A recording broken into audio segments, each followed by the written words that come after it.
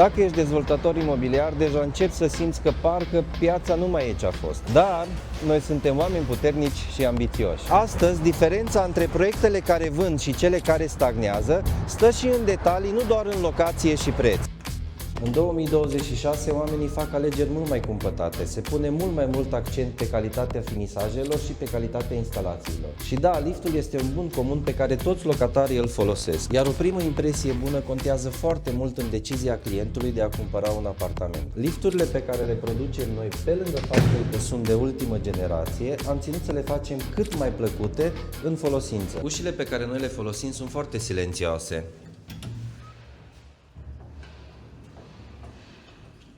Și nu am dat sunetul mai încet. Panoul de comandă este integrat perfect în tocul ușii, iar în interior poți să simți pe timpul deplasării că ai parte de 30 de secunde de liniște. Asta caută oamenii când vor să cumpere un apartament. Nu doar apartamentul în sine, ci și spațiile comune fac diferența. Provocările atunci când produci un lift sunt multe, dar una dintre cele mai mari provocări este să produci un echipament cât mai spațios într-un spațiu cât mai mic. Aici, într-un puț de 1,45 m lățime pe 1,55 m adâncime, am reușit să montăm un lift de 6 persoane cu o cabină de 1 m lățime, 1,20 m adâncime și uși de 800 de milimetri. Pentru a obține un astfel de rezultat, adică un lift identic cu acesta, este necesar ca multe lucruri să se întâmple bine. Spre exemplu, alegerea corectă a pieselor, montajul corect al componentelor. Ingineria din spate trebuie gândită foarte bine pentru a fi irosit cât mai puțin spațiu, dar toate aceste lucruri trebuie să se încadreze într-un buget rezonabil.